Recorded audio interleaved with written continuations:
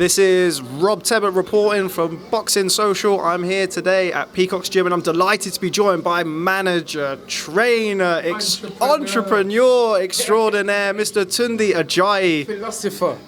Philosopher. I always forget something. My apologies. How you doing, Rob? I'm very well, thank you, Tunde. How are you? Very well. You know, trying to be as good as you. Seeing as you seem to be switching jobs, moving stations. Next will be the BBC or even BT Sports. Well, you can put in a good word for me. I hear you've got a very good relationship with those at BT Sport. Absolutely. I'm just joking for my boss who's listening to this interview. I'm very, very happy in my new position, but thank you for asking. Yes, Boxing Social for life. Boxing Social for life, absolutely. So, how you doing, Tunde? It's been a while since I caught up with you. Yeah, fine. You know, business as usual. You know, my slogan is dream it, believe it, become it. And in order to become it, you got to put in the work. So working is what we've been doing and doing it well. Now, the last time I saw you was in the aftermath of the fight with Tony Ajayi.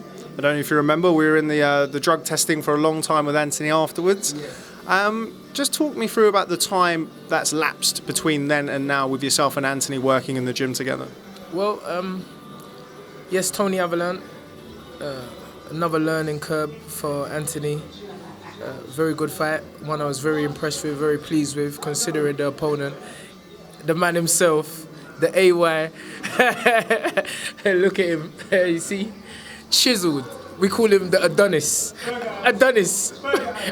even with what's that shop?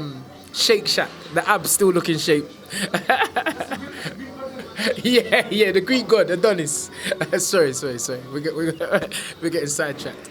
But yeah, from Tony Ajayi to now, it's just been work. You know, work is, as I keep saying, we have a system, and the system will never be perfected.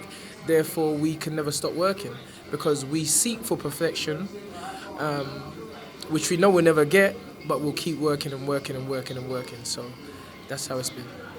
Just talk to me a little bit about the process, because obviously you're Anthony's matchmaker as well. Tell me a little bit about the process with finding an opponent. Now, I remember you saying something to me about Tony Ajayi. He was tall, he was long, he was rangy. Talk to me about how you come across these opponents and what you're looking for each fight for Anthony to help him develop. Yes, well, I've made it, you know, no secret that, and it is no secret that Anthony only had 12 amateur fights. Therefore, there's a lot of boxes that have to be ticked regardless of what people feel or what they believe or who they believe that he should be fighting. You know, I mean, as I was telling someone yesterday that we all wax lyrical about Vasily Lomachenko and how he's won 3 world titles in 3 weight classes in only 12 fights. But let's get it right, he hasn't had 12 fights. He's had 400 fights. He's been in a squared circle 400 times. Now, if you equate that to Anthony's short embryonic amateur and professional career, he's only been in a ring 27 times. That's amazing. You know, for someone who's been in a ring 27 times to be ranked number 2 in the world by the WBO, number 7 by the IBF, and number 1 in the UK, it is nothing short of a phenom.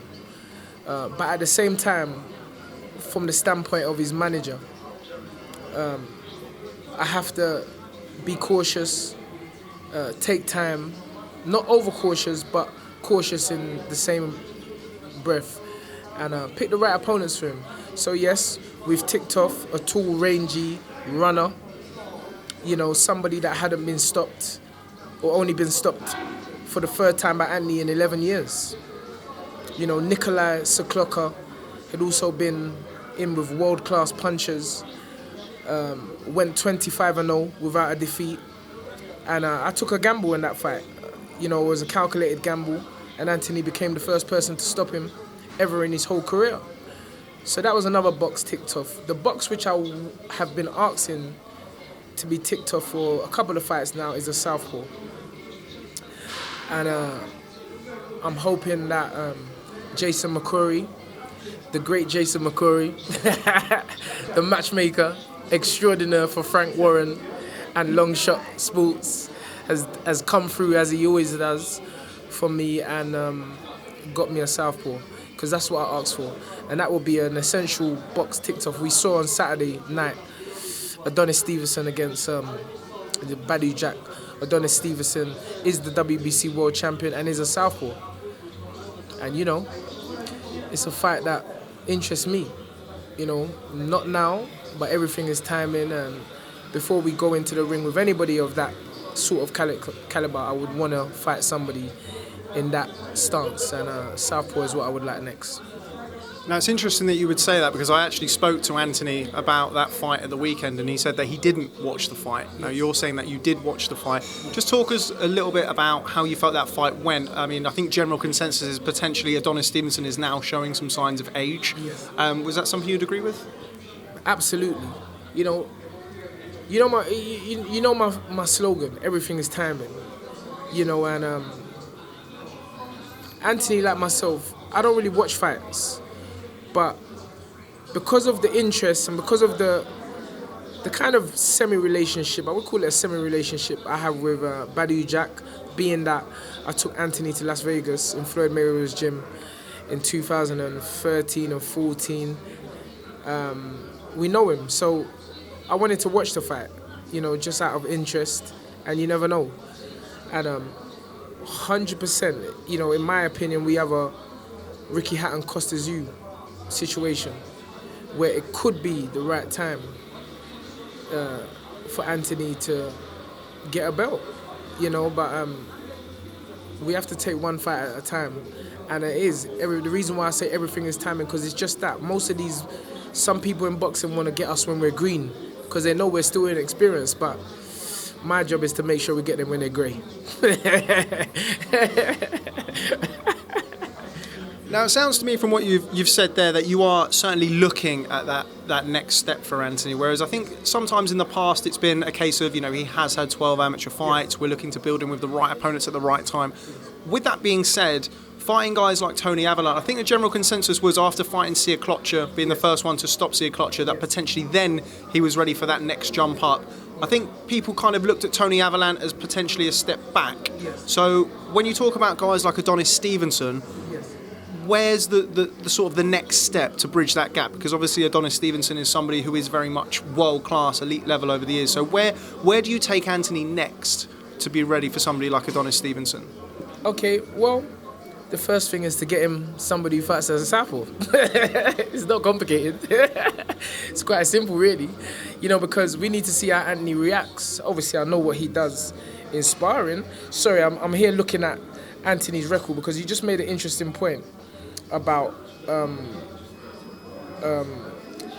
Tony Ajayi being a step back. So I'm just trying to ascertain. Sorry about this. This is like live and direct. That's fine. And just for the record, I said that general consensus. I didn't say it was me. Okay. Well, you're lucky, because I can't seem to log on to BoxRec. But no, it's not gonna happen. But yeah, I don't think it was a step back at all. Nikolai Siaklocha, yes, drew with the European champion Robert Stiglitz the fight before he fought Anthony. But again, it's not necessarily about what the general consensus is. It's about what I think it is.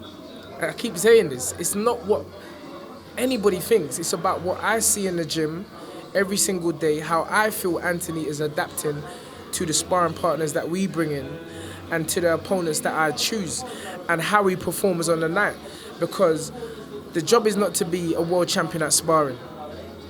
I ain't sparring, I don't want to be the best sparrer. I want to be the best fighter. I want Anthony, and he wants to be the best fighter. So I have to make that judgment based on how he reacts on the night.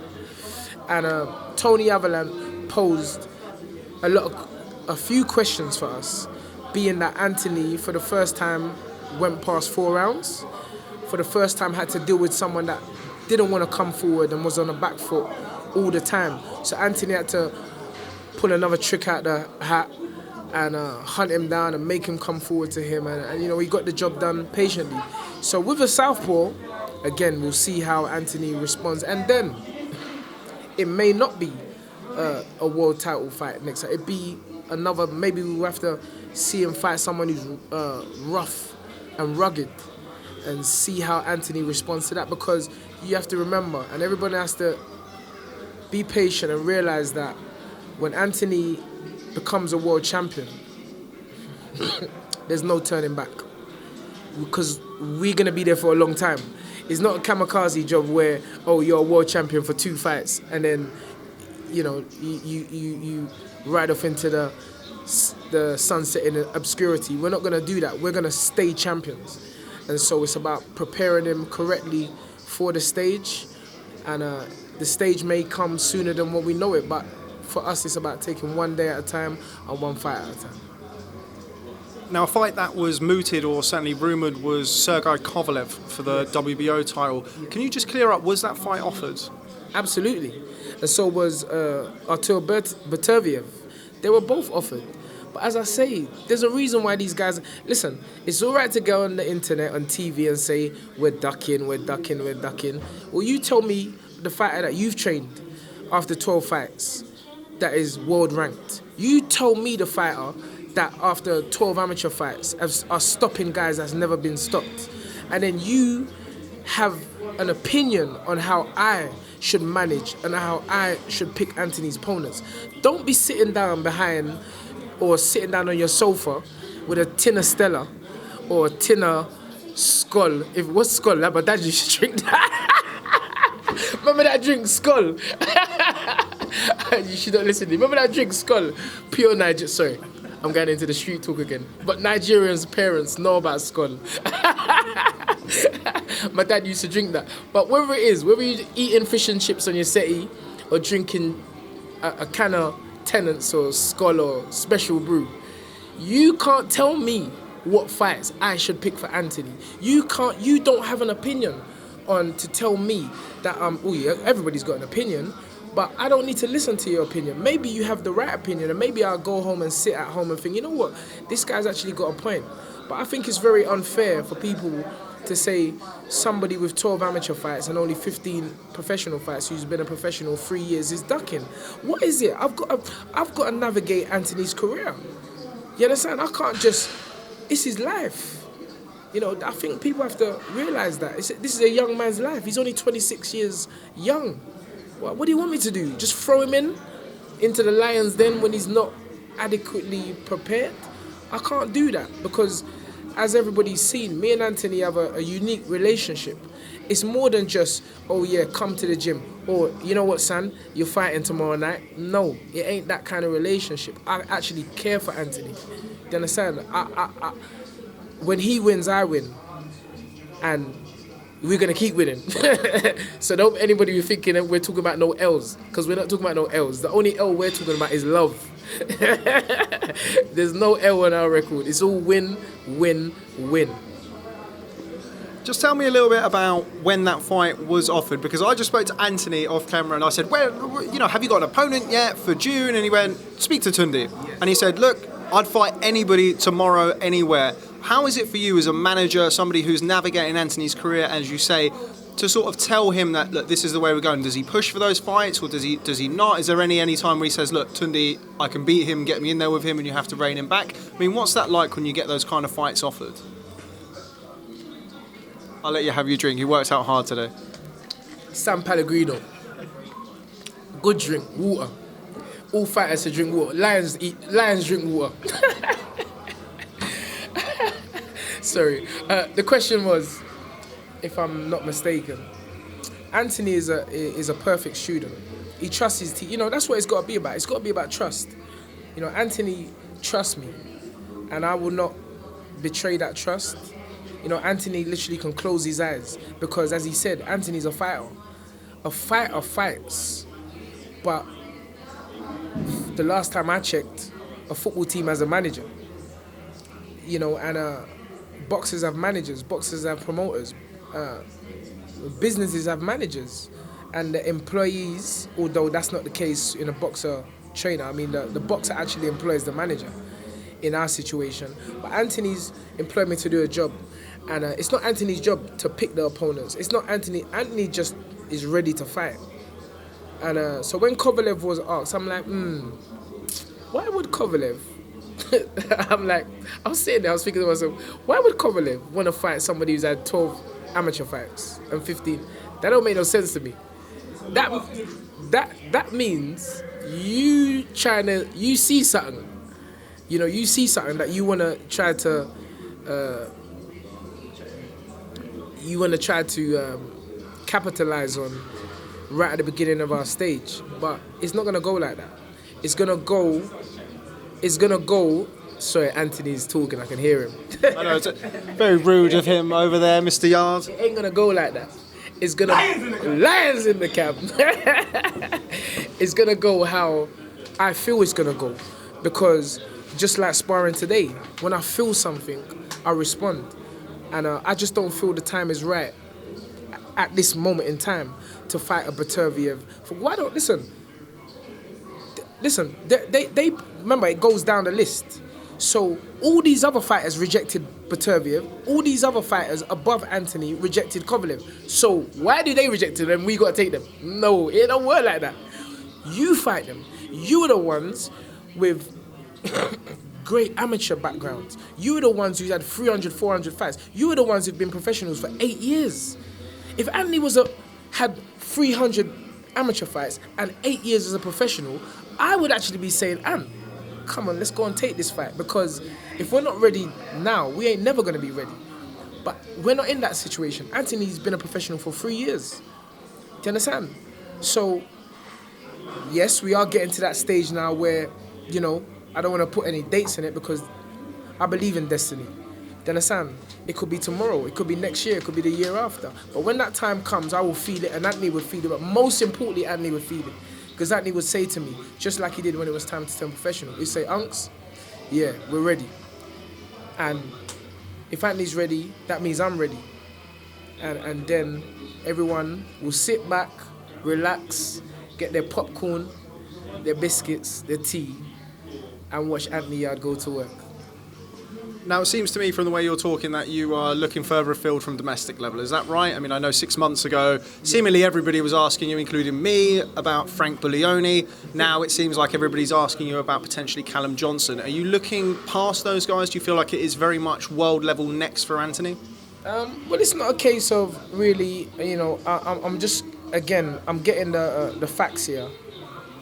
It's not a case of disrespecting any of these young men in terms of fighting them or not fighting them. But again, there must be a reason why they're calling us out. There must be a reason that Callum Johnson, who's an Olympic or Commonwealth Games gold medalist, been a professional 8 years, wants to fight somebody.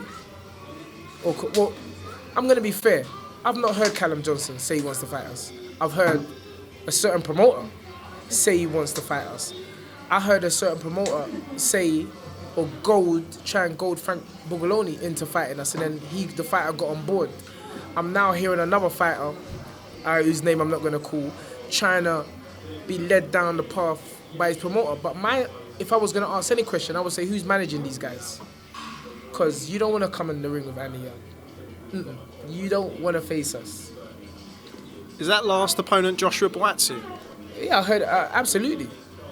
Who's managing Joshua Buatsi? I've never even seen him fight. I'm just being honest with you.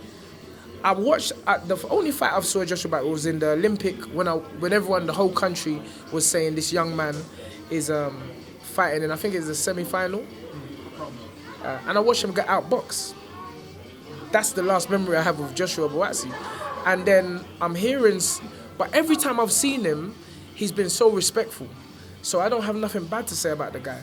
I've never seen the guy, but I'm like, again, why is somebody calling it like what? See, let me give you the example. Me and Anthony were just coming into the gym every day. We may just stop off, get a little coffee from the Polish shop, come in, do our work, and we're just doing our stuff. But all these guys, they're calling us out. And I'm saying to myself, why are you calling us out for? It don't make no sense. So I'm led to believe that it's their management, it's the promoters. I can't believe that this guy, Joshua Buatsi, all right, let me break it down. BoxRec is based on a point system. In this point system, Anthony Yarde is number 1 with 110 points. Callum Johnson, 82 points. Liam Conroy, 46 points. Frank Bugaloni, 45. Jake Ball, 33. Joshua Buatsi, 33 points. Do you know what that means, Rob? That means that the opponents that you have faced are ranked in the 800s. We are fighting guys who are ranked in the 50s. So how can you... Would the board even pass you to fight us? Okay, you say you want to fight us. Would the British Boxing Board pass you? You can't. Have you had an 8-rounder? You haven't. So I don't know why people's getting gassed. Sorry, I shouldn't be using language like that. I don't know. I don't know why people look. Anthony don't like me talking, but I'm talking. It doesn't matter. It doesn't matter. I'm saying that the board wouldn't sanction it anyway. Maybe down the line it will be a good fight, or maybe down the line it will build up into a great fight. But right now, that's not our focus. Right now, we're focused on moving forward. So Joshua Buatsi is a nice guy, very young, respectful. From what I've seen, he's obviously got great ability. But again, if I was managing him, my advice would be take your time. Your embryonic stage. Don't let nobody fool you about, fight Anthony Yarde, fight Anthony Yarde. Just relax. Take your time. You're just starting your career. And you can have a nice career or you can have a kamikaze career. So that's what I've got to say about him. I think in fairness to Josh Buatsi, I've met and interviewed Josh a few times. He is a very respectful guy. It's probably somebody annoying like me asking him the question, so my apologies about that. Just finally, because Anthony, I think, is looking to get a move on and he says you've been talking for too long. Talk to me about the pad routine you guys do. So the pad work, because people ask me about it all the time, and I'm, as you can see, not a very fit man. I'm not so much a get fitter as I am a get fatter. Talk to me about the pad work you do. Is it muscle memory? Is it this? I mean, tell me about that. Well, first thing is fun. As Andy says, it's always fun. But it is calculated fun. It's a system which I created. System 9 Boxing, coming to you. Available on Apple iStore. Available to download. The free app will be released after the fight. But that's my little plug there. System 9 Boxing. Created by Matt Groves, a tech entrepreneur, and developed by me. So it's a system. And I see a lot of people taking the mick and saying this, that, and but I've created my own system, and Anthony is the golden child of that system, and you're going to see a lot of young boys being developed through the system. There's 2 brothers currently in the amateurs, the Azim brothers. They won the Multi-Nations on Saturday, both of them. First 2 brothers in a long time. I've trained them since they was 8 and 10 years old, respectively. They've come through the system. And Bilal Ali, another young boy who's come through the system again, 3 amateur fights, but been trained in our system. He's ready, or will be soon ready to make his professional debut. So it's more than just a show or just for the cameras. It's a system. It's a learning. It's class work when they come to the gym, and Anthony's proven that it works. I mean, from my very limited exposure to that type of work, it strikes me as like a sort of Mayweather-influenced work. I mean, I know you spent some time out there in Las Vegas. Is that correct? Is there an element of that? I know people try and take a lot of kind of what works and mould it to themselves. Would you agree with that? Is it sort of Mayweather-influenced? Well, first thing, it's Tunde Ajayi. It's System 9 Boxing. Now, every system has its roots. And I'm a person that give credit where credit is due. And everybody knows, when people was laughing at me, I was watching Floyd Mayweather and Roger Mayweather every single day. And then I took it a step further. Because people back home used to say, that doesn't work. Floyd only does it for the cameras. Well, guess what? I took myself to Las Vegas and found out for myself. And when I got there, I validated my own system. And so, yes, it was, I think it was homage to the Mayweathers. And I'll be eternally grateful for the hours and hours and months and years that I spent studying their system in order to develop my own system. Because you can't be anybody else. We're all individuals, and Tunde Ajayi has created something which I believe, which is what my goal has been, to revolutionise the way the sport of boxing is taught, and it will be. Okay, and just lastly, we've touched on it before. You've said that Anthony Yarde is the golden child of that method of training. He's somebody that you've worked with since the very start of his amateur career. Just sum up your relationship with Anthony Yarde. How far has he come in that period of time, and how much further can he go? Well, the first thing is this. As much as I would like to take all the credit, I have to give credit to Tony Cisse. Tony Cisse actually Anthony started with Tony Cisse. You know, Anthony's only ever had 2 trainers in his whole career as a boxer. Tony Cisse, a wonderful man, wonderful trainer, and I'm going to give him a lot of credit because he gave Anthony the building blocks in order to make my job that much easier. So, like I always say, because of the system, and because it's a system that can never be mastered, we have a situation where Anthony can go as high as he wants to. As long as I've got a willing student, as long as there's a person that wants to keep getting better, a person that is obsessed with progression, look no further than Tunde Ajayi and System 9 Boxing. So there you go. Okay, well, Tunde Ajayi, manager, trainer, entrepreneur extraordinaire. Philosopher. I always forget something. One day I'll introduce you properly. Thanks very much for speaking to Boxing Social. Look forward to catching up with you soon. Always a pleasure. Thank you very much again, as usual, Rob. You've been a great ambassador for the mic work. And yeah, it's great. Thank you for all the fans and support. And one thing I can promise all the fans is that I'll continue to work hard for you, for Anthony, and let's make London proud, let's make our families proud, and let's bring back multiple world titles, because that's definitely going to happen. Okay, well, Tunde Ajayi, thanks very much for speaking to Boxing Social.